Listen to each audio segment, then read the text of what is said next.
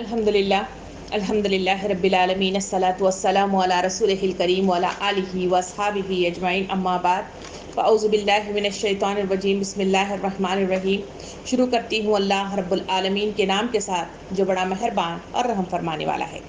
محترم و معزز سامعین کرام، السلام علیکم ورحمۃ اللہ وبرکاتہ۔ آج میں آپ کے درمیان پارہ نمبر 21 کو لیے ہوئے حاضر خدمت ہوں۔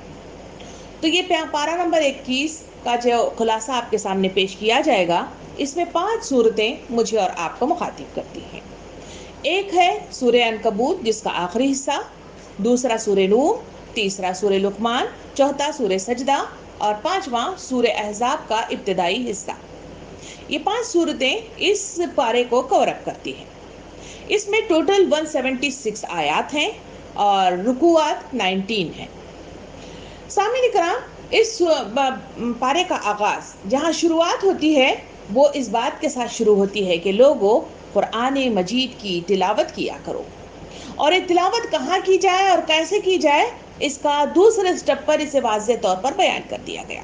کہا گیا کہ قرآن مجید کی تلاوت نماز میں کیا کرو، اور یہ قرآن جو کتاب تمہیں عطا کی گئی ہے یہ انسانوں کو اللہ کی طرف پلٹنے، جس کی مدد کرنے اور تلاوت پڑھنے اور پڑھانے کا رجحان پیدا کرانا میرا اور آپ کی ذمہ داری ہے۔ اس کی طرف اس قرآن مجید میں مجھے اور آپ کو بتایا گیا، اور کہا گیا کہ قرآن نماز میں پڑھا کرو، اس لیے کہ قرآن نماز سے وہ طاقت انسانوں کو میسر کرتا ہے جبکہ وہ قرآن کو محض الفاظی طور پر، لفاظی طور پر اس پر اکتفا نہ کرے، بلکہ اس کو ٹھیک انداز میں پڑھنا، دل میں جذب ہونے والے احساسات کے ساتھ پڑھنا اور دلی رغبت کے ساتھ پڑھنا، نیتوں میں اخلاص کے ساتھ پڑھنا، یہ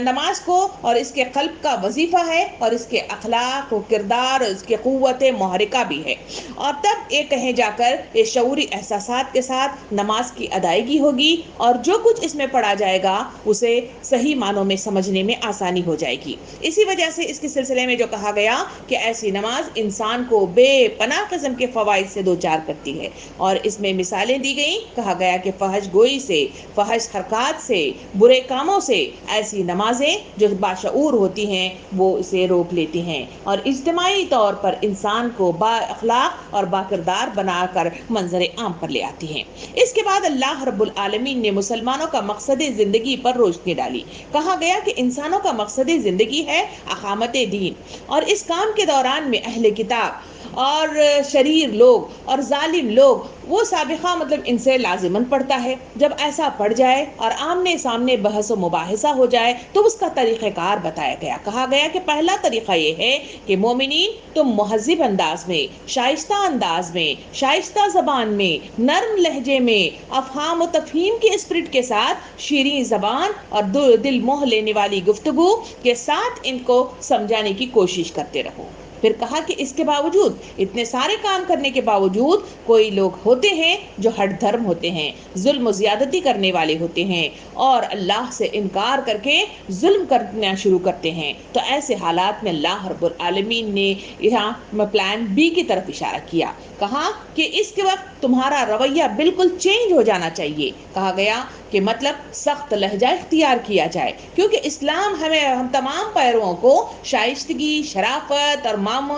معقولات تو ضرور سکھاتا ہے، مگر عاجزی اور مسکینی نہیں سکھاتا کہ وہ ظالم کے لیے نرم چارہ بن کر رہ جائیں۔ ایسا رویہ اسلام مجھے اور آپ کو نہیں سکھاتا۔ ایسے حالات میں کہا گیا کہ سخت رویہ اختیار کیا جا سکتا ہے، اور سخت رویے کے ساتھ ان کو صحیح رخ کے طرف گامزن کرنے کی کوشش بھی کرنی چاہیے۔ اس کے بعد اللہ رب العالمین نے ارشاد فرمایا کہ لوگوں کا حال بھی بڑا عجیب ہے۔ اتنا سب کچھ سمجھانے کے باوجود، مختلف مثالیں سامنے رکھنے کے باوجود، مختلف نشانیاں سامنے رہنے کے باوجود، ہمیشہ ہر دور میں لوگ معجزات مانگتے رہتے ہیں۔ کہا گیا کہ معجزات تم دیکھنا چاہتے ہو تو تمہارے درمیان کتاب موجود ہے، اس کتاب کو پڑھو، یہ کتاب تمہیں وہ معجزہ عطا فرمائے گی جس کی تم سوچ بھی نہیں سکتے۔ اس کے لیے اس میں اللہ اللہ رب العالمین نے ارشاد فرمایا کہ ایک اہم بات بتائی، جو لوگ اللہ کی خاطر مجاہدہ کرنے والے لوگ ہوتے ہیں، اس کے خاطر جدوجہد کرنے والے لوگ ہوتے ہیں، انہیں ہم سیدھا راستہ دکھاتے ہیں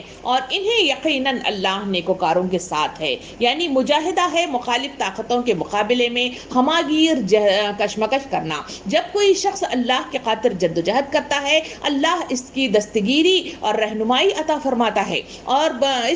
اس پر معمور لوگوں پر روشنیاں فراہم کرتا ہے، گمراہ راستوں سے انہیں بچاتا ہے، توفیق و ہدایات انہیں عطا کرتا ہے۔ یہ کہتے ہوئے سورت کے اختتام پر اللہ رب العالمین نے انسانوں کو اس بات پر اختتام کیا کہ اللہ رب العالمین ساری کائنات کا رازق ہے اور رزق ہر جاندار مخلوق کو وہ عطا کرتا ہے، لہٰذا تمہیں پریشان ہونے کی ضرورت نہیں ہے کہ اگر ہم اللہ کے راستے میں نکل جائیں گے اور جد و جہد کے لیے اپنا سب کچھ لگا دیں گے تو ہمیں رزق کہاں سے ملے گا۔ اللہ رب العالمین ارشاد فرماتا ہے کتنے ہی جانور ایسے ہیں جو اپنے ساتھ رزق اٹھائے ہوئے نہیں پھرتے، ہم انہیں بھی رزق عطا فرماتے ہیں تو تمہارا بھی انتظام کر دیں گے، اس کے لیے پریشان ہونے کی ضرورت نہیں ہے۔ ضرورت اس بات کی ہے کہ جو حکم دیا گیا ہے، جو کام تمہیں سونپا گیا ہے اقامت دین کا، اس کے لیے سر دھڑ کی بازی لگا کر اس کے قیام کی کوششوں میں مگن رہو، یہی کامیابی ہے۔ اس کے بعد یہ پارہ سورہ روم میں داخل ہوتا ہے اور اس سورہ روم کی بھی آیات جو ہیں وہ مکی صورتوں میں سے ایک صورتیں ہیں، اور اس صورت میں بھی جو توحید کا بہت ہی پرجوش اور متحرک اور بہت زوردار جو ہے انداز کے ساتھ مختلف دلائل کے ساتھ یہاں پہ اللہ رب العالمین نے انسانوں کو ذہن نشین کرانے والے وہ تمام دلائل لے آئے ہیں جس کے روح سے حقانیت سامنے آتی ہے، جس کے روح سے اللہ کی کبریائی سامنے آتی ہے اور اس کی صحیح جو ہے کارکردگیاں اس میں سامنے آتی ہیں۔ تو ٹوٹل 11 قسم کے دلائل اس میں پیش کیے گئے ہیں۔ پہلا جو ہے اس کی ابتدا جہاں پر شروع ہوتی ہے وہ ہوتی ہے پولیٹیکل جو ہے ایسپیکٹ کے ساتھ، یعنی یہاں پہ دو جو ہے سلطنتوں کا ذکر کیا گیا ہے، ایک ہے رومی، دوسرا ہے فارس یا پھر ایران جسے کہا جاتا ہے۔ یہ دونوں اس وقت کی بڑی جو ہے حکومتوں میں سے تھے۔ ان کے سلسلے میں کہا گیا کہ جو رومی ہیں وہ اہل کتاب تھے اور جو ایرانی یا فارس والے لوگ تھے یہ مجوسی تھے اور کفار مکہ ہی کی طرح بت پرستی کیا کرتے تھے اور آگ کی پوجا کرتے، سورج کی پوجا کیا کرتے تھے۔ یہ ان لوگوں کا حال تھا۔ ہوا یہ ہے کہ ان دونوں کے درمیان آپس میں مدبھیڑ ہوئی، لڑائی ہوئی، اس کے نتیجے میں جو رومی حکومت تھی وہ شکست فاش ہوئی اور جو فارس کی حکومت تھی وہ فتح یاب ہوئی۔ لوگوں کے درمیان چیم گوئیاں شروع ہو گئیں کہ ایسا جو اللہ کے جو ہے بندے ہیں، جو اللہ کے فوجی ہیں، جو اللہ کے راستے میں گردش کرنے والے لوگ ہیں، وہ لوگ ناکام ہو گئے اور جو لوگ جن کو کہا گیا کہ یہ لوگ باطل پرست لوگ ہیں، ان لوگوں کو دیکھو کہ یہ کامیاب ہو گئے۔ اللہ رب العالمین نے یہاں واضح طور پر انہیں فرمایا کہ تم جو ہے اتنا اترانے کی ضرورت نہیں ہے، فتح دینا یا مغلوبیت عطا کرنا اللہ رب العالمین کے اختیار میں ہے۔ تم دیکھو گے کہ چند ہی سالوں کے بعد رومی حکومت فتح یاب ہوگی، اور ہوا بھی یہی کہ کچھ سالوں کے بعد رومی حکومت منظر عام پر فتح یابی کے ساتھ آئی۔ کہا جاتا ہے کہ جس سال رومی حکومت نے اپنا کامیابی کا سال منایا تھا، بالکل اسی سال کفار مکہ کے ساتھ ہمارے نبی کریم صلی اللہ علیہ وسلم کے صحابہ کرام پہلی جنگ بدر لڑی گئی تھی، ان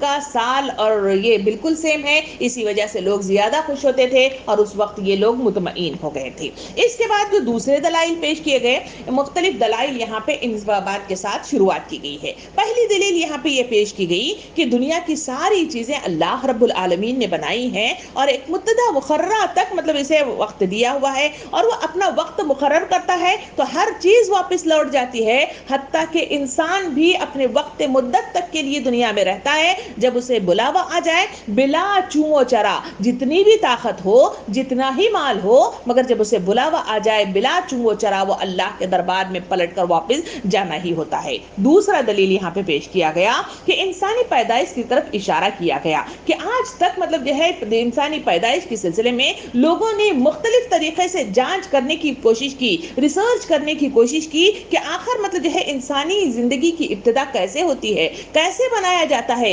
ایک بوند سے انسان کی اتنی بڑی خلقت وجود میں آتی ہے اور سارا کچھ مطلب جو ہے منظر عام پر آتا ہے، ایسا کیسے ہو سکتا ہے؟ اللہ رب العالمین ارشاد فرماتا ہے کہ کیا تم اس بات پر غور و فکر نہیں کرتے کہ کسی کے پاس اتنی طاقت نہیں ہے کہ کون سے نطفے میں اللہ رب العالمین جان ڈال دے اور کون سے نطفے کو بیکار کر کے اسے ضائع کر دے، یہ اللہ رب العالمین کے اختیار میں ہے۔ اے انسانوں، کیا تم غور و فکر نہیں کرتے؟ تیسری دلیل اس میں پیش کی گئی کہ اللہ کی کبریائی کی، اس کبریائی کو مطلب واضح کرنے کے لیے اللہ رب العالمین نے ہر طرف مطلب جو ہے پھیلی ہوئی وہ تمام چیزوں کو اشارہ کیا جو مختلف نباتات و جمادات کے سلسلے میں ہے، اور ان کی طرف اشارہ کرتے ہوئے فرمایا کہ یہ سارے لوگ ظہر، عصر، فجر ہر وقت مطلب جو ہے اللہ کی حمد و ثنا کرتے ہیں اور اس کے آگے جھکے رہتے ہیں، ساری دنیا اللہ کی مطلب جو ہے حمد گاتی رہتی ہے۔ کیا اس بات پر مطلب جو ہے تم مطلب جو ہے اکتفا نہیں کرتے؟ کیا اس کی طرف رجوع نہیں ہوتے؟ تم دیکھو، غور و فکر کرو، اپنی آنکھوں سے اپنے اطراف کا جائزہ لو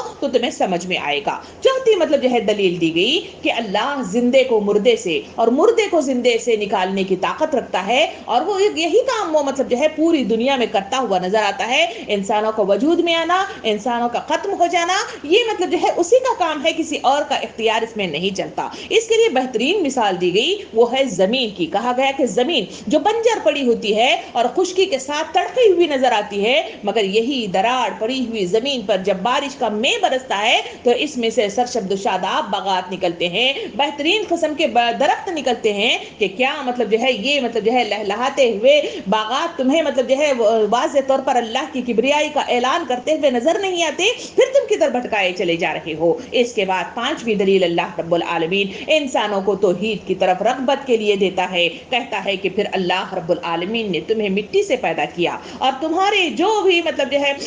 اس نے ہر چیز بنائی وہ ایک دوسرے سے انجان ہوتے ہیں، اور جوڑے بنائے اور وہ جوڑے ایک دوسرے سے انجان ہوتے ہیں، یعنی میاں بیوی کا تعلق یہاں پہ واضح کرتے ہوئے فرمایا کہ یہ جوڑے اللہ رب العالمین نے کتنی مہارت سے بنائے ہیں، کسی شہر کے، کسی علاقے کے، کسی خطے کے آپس میں ایک دوسرے کے ساتھ میاں بیوی کا تعلق قائم کرتے ہیں، اور یہی وہ میاں بیوی ہیں جو ایک دوسرے کی ضرورتوں کو پورا کرنے کے لیے تک و دو کرتے ہوئے نظر آتے ہیں، ایک دوسرے سے محبت کرتے ہیں، ایک دوسرے پر خرچ کرتے ہیں، ایک دوسرے کے لیے جیتے ہیں، اور ان میں سے ایک بھی گزر جائے تو تڑپ اٹھتے ہیں۔ یہ محبت کا ڈال دینا اور دو مطلب مخالف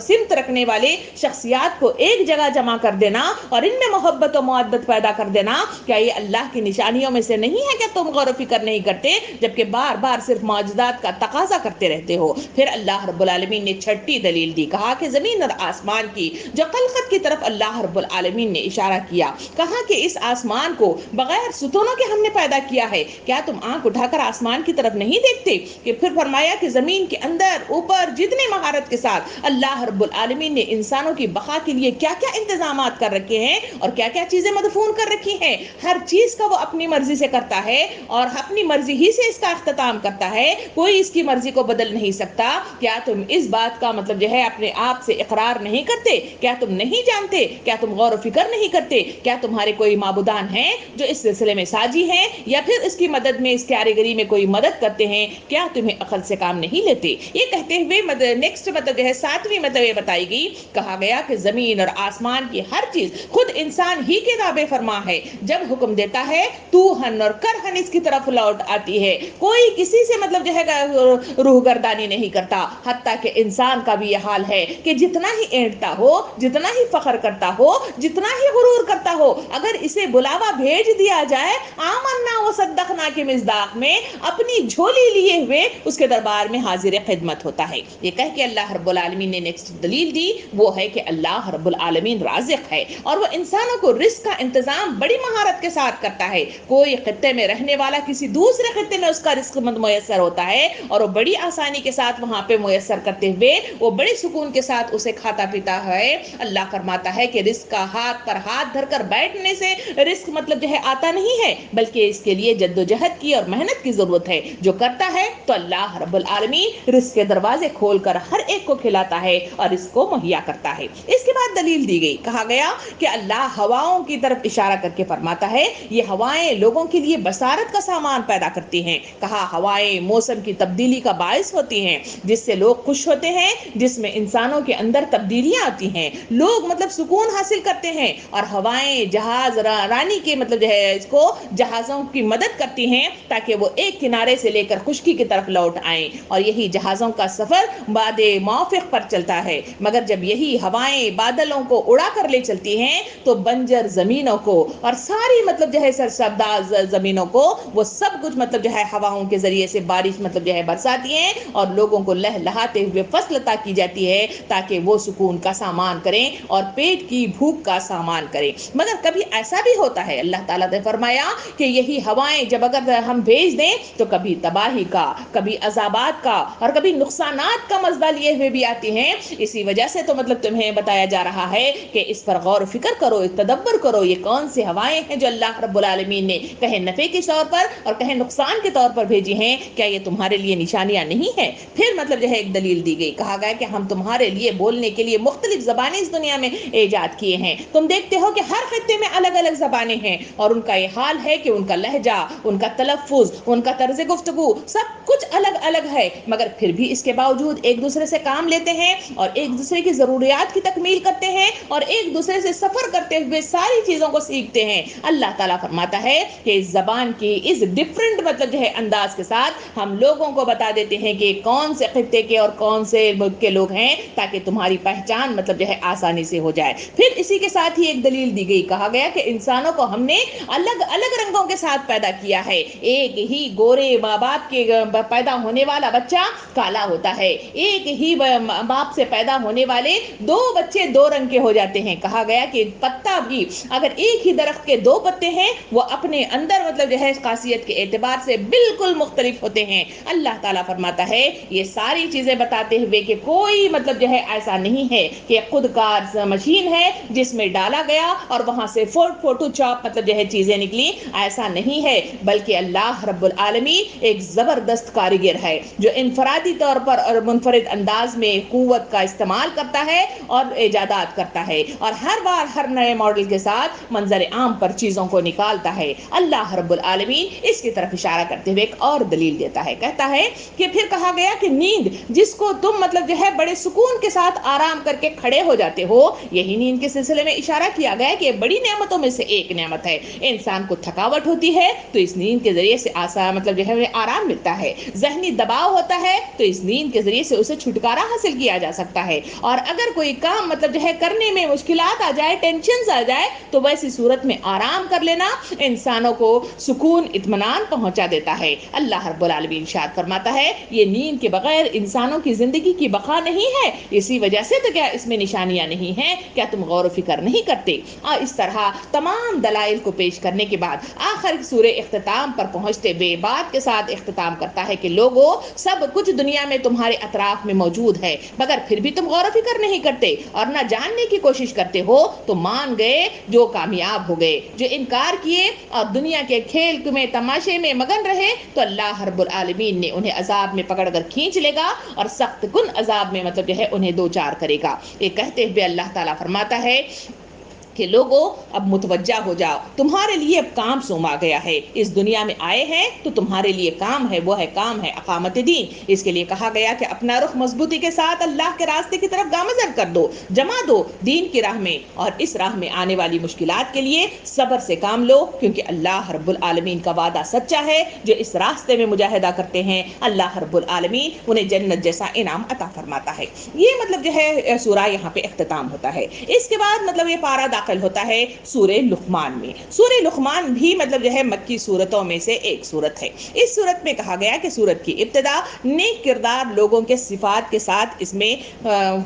شروعات کی گئی ہے. صفات مطلب جو بتائے گئے, نماز پڑھتے رہو, زکوٰۃ دیتے رہو اور اللہ کے اور آخرت پر یقین کرتے رہو, یہی لوگ فلاح پائیں گے. اس کے ساتھ ہی صفات مومنہ کے ساتھ اس سورہ کا آغاز ہوتا ہے. اس کے بعد اس میں شیطان نما انسانوں کی طرف اشارہ کیا گیا اور فرمایا فرمایا گیا کہ حق کو مٹانے کے لیے یہ لوگ اپنی اللہ کی آواز کو روکنے اور اس کو مطلب جو ہے حق کو مٹانے کے لیے یہ لہو الحدیث کا استعمال کرتے ہیں، یعنی کلام دل فریب لے آنے کی کوشش کرتے ہیں اور اس کو روکنے کی کوشش کرتے ہیں۔ مثلا مطلب کہا گیا کہ یہ لوگ بیکار قسم کی گپیں لے آتے ہیں،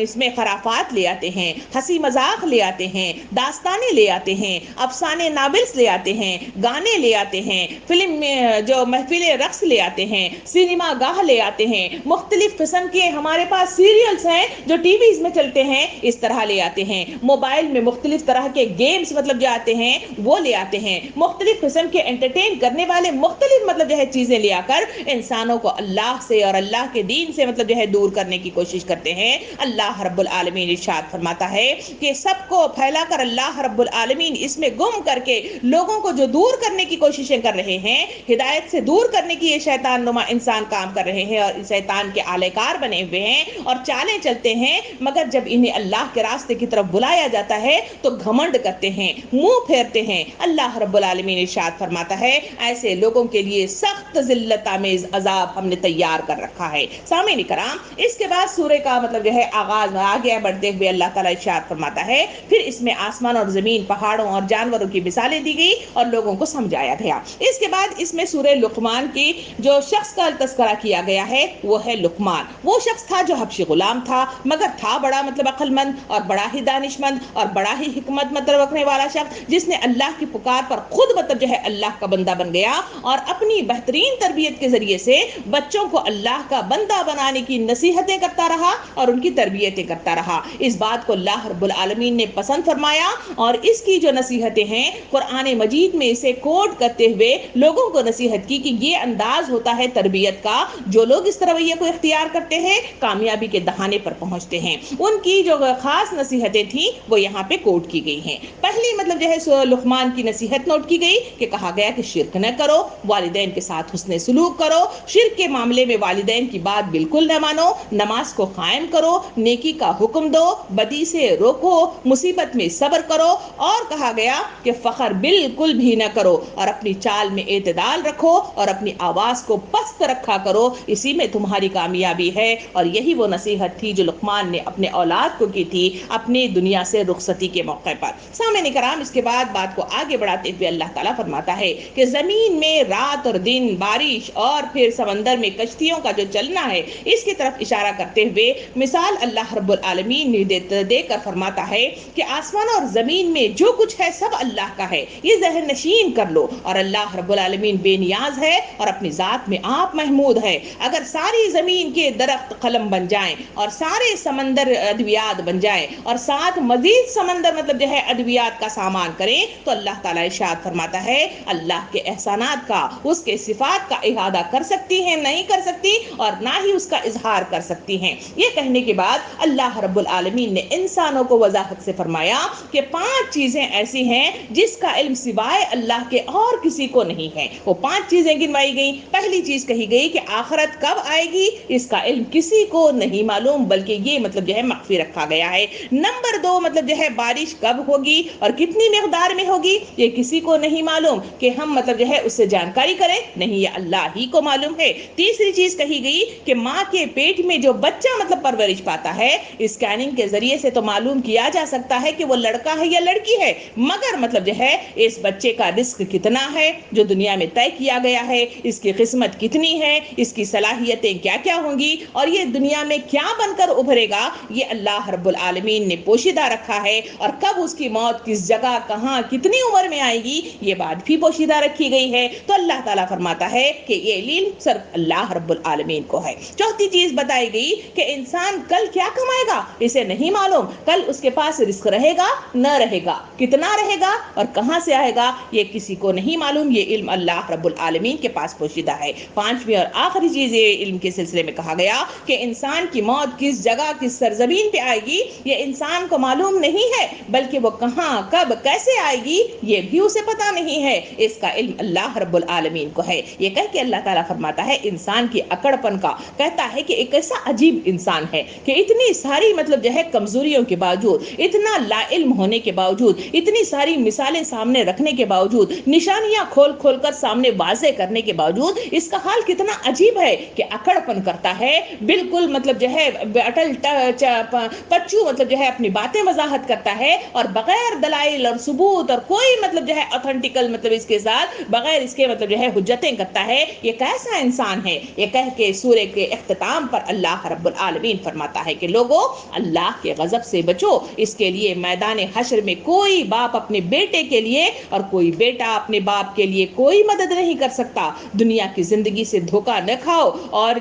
फना होने वाली और धोखा देने वाली ये दुनिया एक शराब की मानिंद है। और मौत की तैयारी करो और हमेशा तैयार रहो, क्योंकि किसी मुतनफ्फिस को नहीं मालूम कि वो कहां और किस जमीन में मौत से दो चार किया जाएगा। ये बात कहते हुए सूरे का इख्तिताम होता है। इसके बाद चौथे नंबर पर सूरे में दाखिल होते हैं, वो है सूरे सजदा। सूरे सजदा भी मक्की सूरतों में से एक सूरत है। सामीन इकराम, इस सूरे का आगाज इससे होता है कि ये किताब अल्लाह रब्बुल आलमीन मालिक कायनात की तरफ से उतारी गई है, जो जमीन और आसमान को सिर्फ 6 दिनों में पैदा किया है, फिर अर्श पर जलवा फरमा हुआ है और फिर इसका हामी व मददगार मतलब जो है उसने मुख्तलिफ मतलब जो है अपने फरिश्तों को बनाया और इसके आगे कोई भी मतलब जो है सिफारिश नहीं कर सकता। वो किसी की सिफारिश कबूल नहीं करता। वो अपने मन से और अपनी मर्जी से और अपने इख्तियारात से सारी दुनिया के कायनात को चलाता है। ये बताते हुए अल्लाह रब्बुल आलमीन ने शिर्क को, वसीले को, लोगों की शराकत जो मुख्तलिफ शराकत करते हैं, शराकत को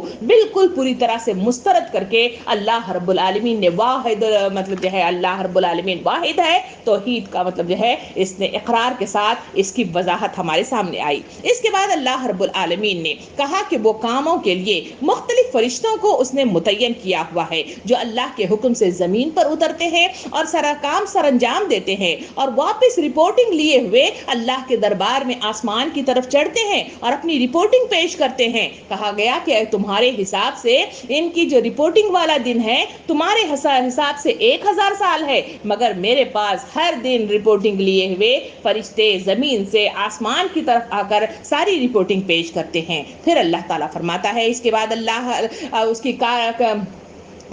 उसकी कारीगरी की तरफ बड़ी बेहतरीन अंदाज में रोशनी डाली है। कहा गया कि इंसानी जिस्म को तुम देख लो, इसकी बारीक बीनी के साथ इसके आज़ा, इसके जवार और इसमें तख्लीकी अमल कितनी बेहतरीन अंदाज में पेश किया गया है। कहा कि इंसानी मशीनरी को खुद मतलब जो है इसकी तरकीब और इसकी कारीगरी को देखकर इंसान दंग रह जाता है, अकल दंग रह जाती है। खुद ये हाथ के पोरों के अंदर मौजूद ये मतलब जो है हमारी निशानियां और इस हाथ को मतलब जो है चलाने के लिए जिस इंतजाम के साथ इसके अंदर मतलब जो है